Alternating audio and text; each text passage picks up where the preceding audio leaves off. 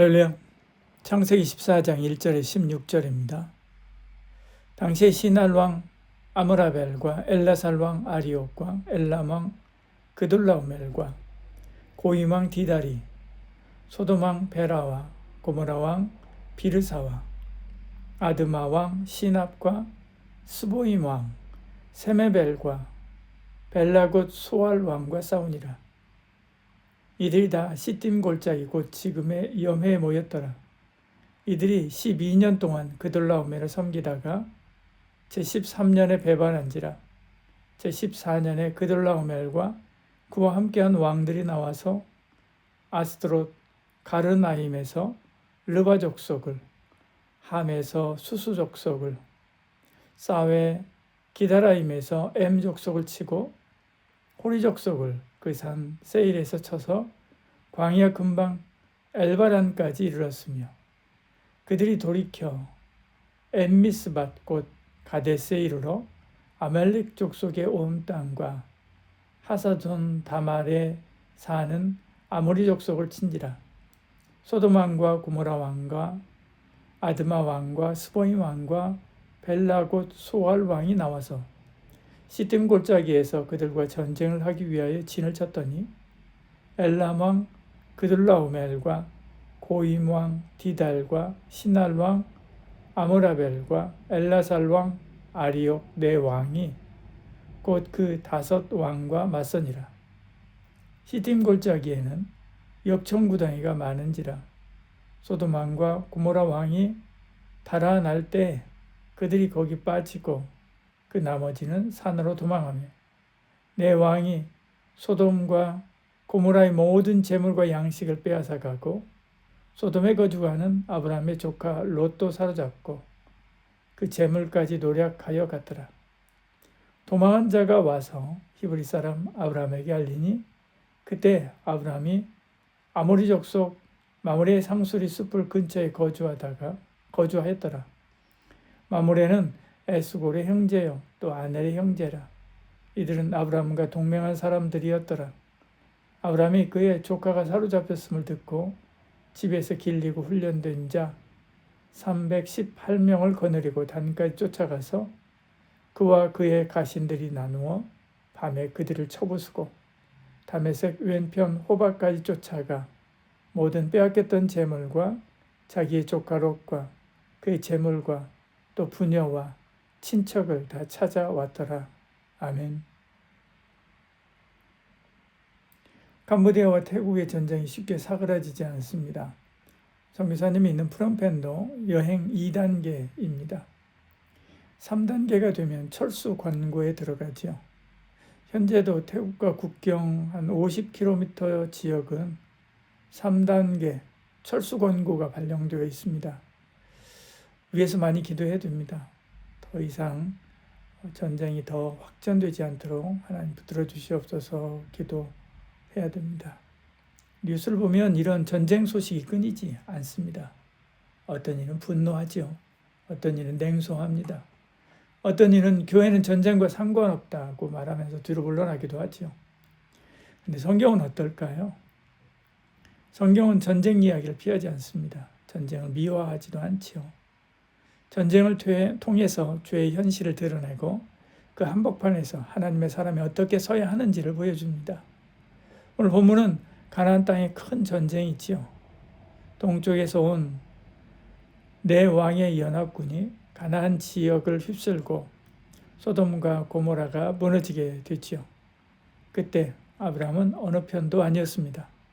사람들은 그를 히브리 사람 아브라함이라고 불렀습니다. 이 땅에 속한 사람이 아니라 하나님께 속한 사람이지요. 그렇다면 질문이 생깁니다. 전쟁하는 세상에서 하나님의 사람은 어떻게 해야 되는가? 어떤 태도를 취해야 되는가? 창세기 24장은 그 답을 아주 현실적으로 보여줍니다. 전쟁은 욕망의 충돌입니다. 본문은 전쟁의 원인을 길게 설명하지요. 전쟁의 발단은 이렇습니다. 4절에 이들이 12년 동안 그돌라오멜을 섬기다가 제13년에 배반한지라 말씀하죠. 엘람 왕 그돌라오멜이 가나안의 여러 도시 국가들을 지배했습니다. 그런데 가나안의 서쪽에 있던 5도시 국가들이 주동이 되어서 반란을 일으킨 것이지요. 그러자 그돌라오멜이 북쪽에 있던 여러 동맹군들을 이끌고 쳐들어왔습니다. 그돌라오멜과 동맹군은 굉장히 큰 나라들입니다. 오늘 우리로 보면 중국, 러시아, 북한이 동맹국과 같지요. 그러나 이에 대항하는 가나안의 도시국가들은 남한 정도입니다. 그러니 그들이 단숨에 제압했을 것입니다. 이렇듯 세상은 지배와 반란이 반복되죠. 강한 자는 더 강해지려고 하고 약한 자는 벗어나려고 합니다. 그 틈에서 전쟁이 터지죠. 결과는 분명합니다. 결국 약소국인 가나안 도시국가들이 패배했습니다. 아브라함의 조카 롯도 사로잡혀가지요. 전쟁은 욕심부린 권세자들만 해하지 않습니다. 가장 피해보는 것은 백성이지요. 그들의 평안한 일상을 불태워버리지요. 가정과 생계를 태워버립니다. 전쟁을 시작할 때는 정의를 외치지만 정의로운 전쟁은 없습니다. 오직 자기 이익을 구하는 지배자, 이 지배자의 욕망과 두려움이 빚어낸 죄의 금자탑이라고 할 수 있습니다. 하나님의 사람은 전쟁을 쉽게 내 편으로 단순화해서는 안 됩니다. 먼저 죄의 무게를 봐야 되지요. 그리고 죄악의 충돌 가운데 고통받는 이웃을 봐야 됩니다. 그러다 아브라함이 전쟁에 참여하려는 계기가 생깁니다. 처음에 아브라함은 전쟁에 참여하지 않았습니다. 그렇지만 여기저기 소식이 들어오지요. 13절에 도망한 자가 와서 히브리 사람 아브라함에게 알리니 말씀합니다. 그러다가 롯도 잡혀갔다는 소식을 듣게 되지요. 그때 아브라함은 생각하지 않습니다. 롯이 선택을 잘못했지라고 말하지 않습니다. 소돔 가까이 있으니 자업자득이지라고 하는 선을 긋지 않습니다. 아브라함은 계산하지 않습니다.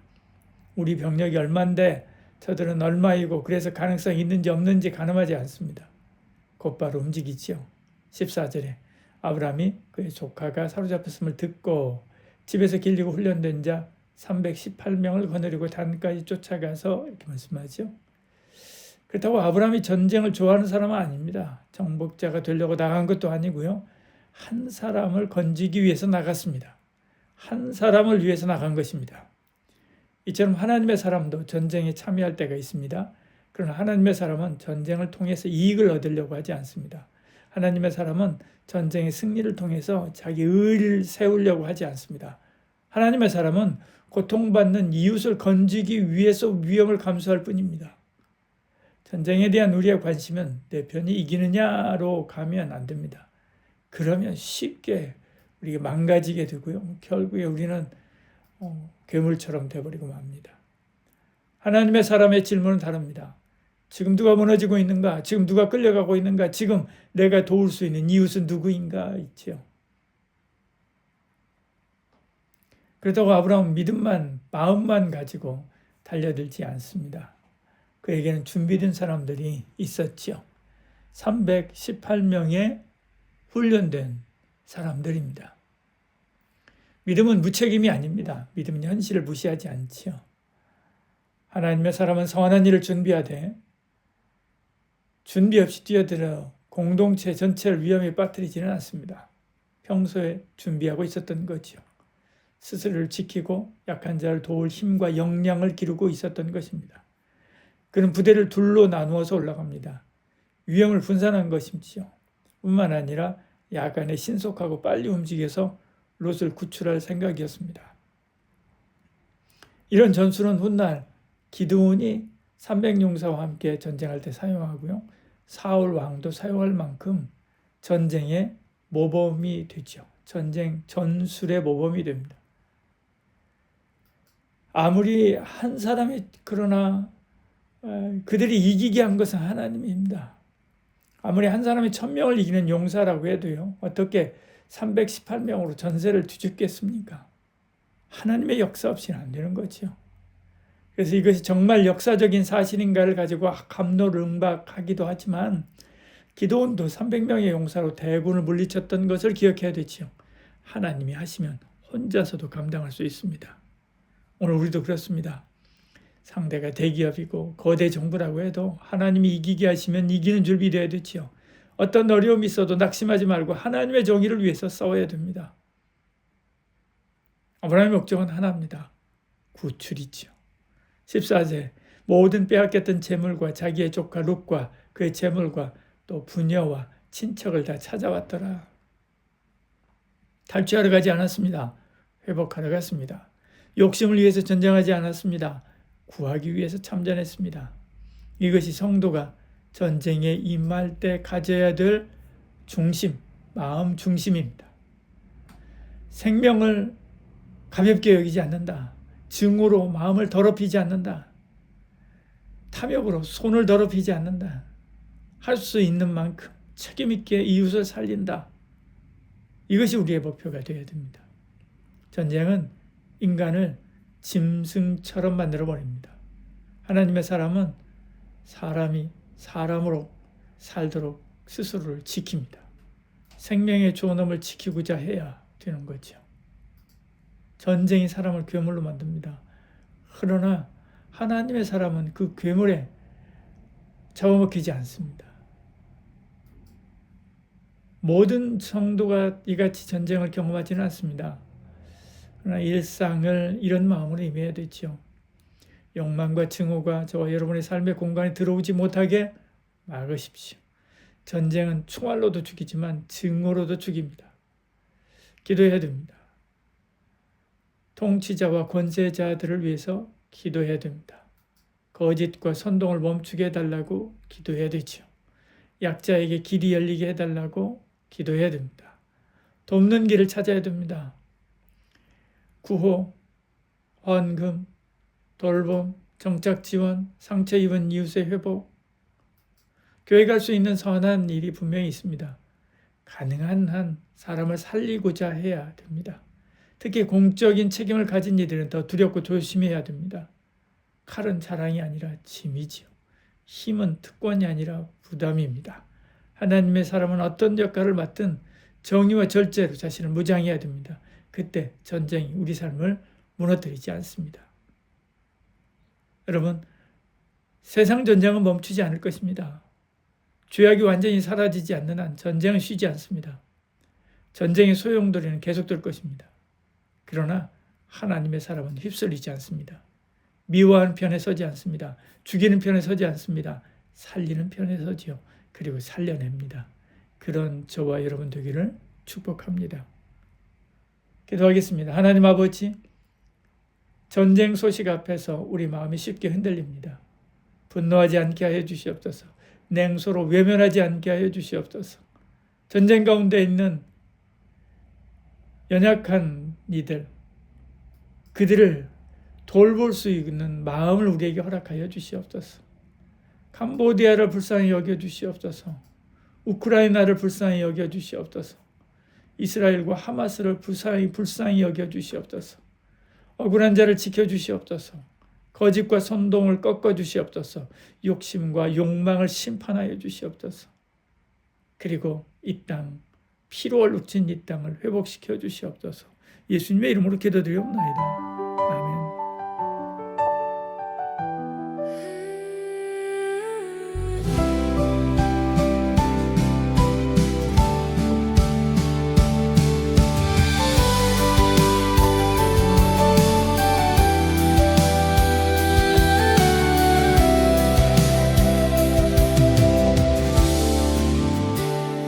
가나안의 밤 끌려간 이름 먼지 속에 사라진 숨결 내가 아닌 내 아닌 살리는 길 그 길로 하나님의 사랑 무릎의 사랑 칼보다 먼저 드는 기도 분노의 불 혐오의 말 문 앞에서 멈추어 살려주소서 살려주소서 전쟁 속 이웃의 눈물 지켜주소서 지켜주소서 주 사랑으로 걷는 발 빼앗긴 것 되찾는 손 강요가 아닌 회복의 손 어둠의 밤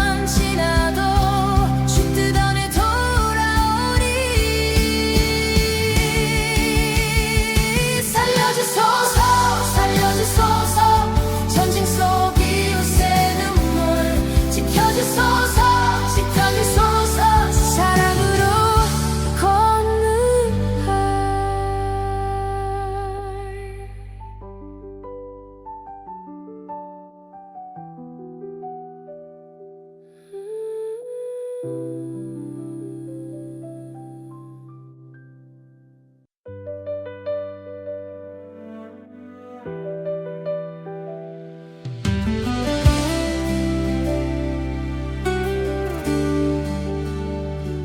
가난의 밤 끌려간 이름 먼지 속에 사라진 숨결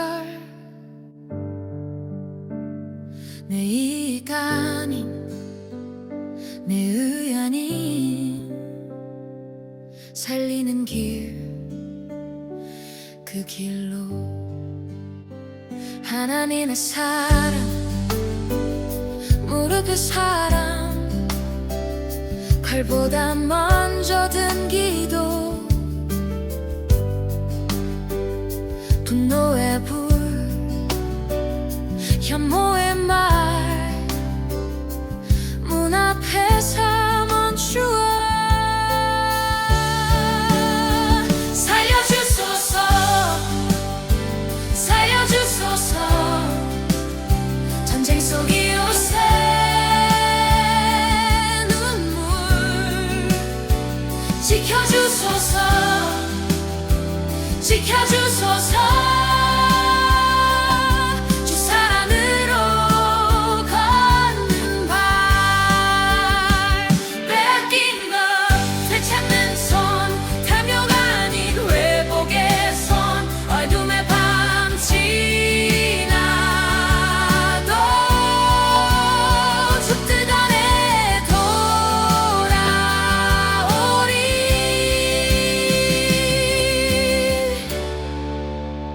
살려주소서 살려주소서 전쟁 속 이웃의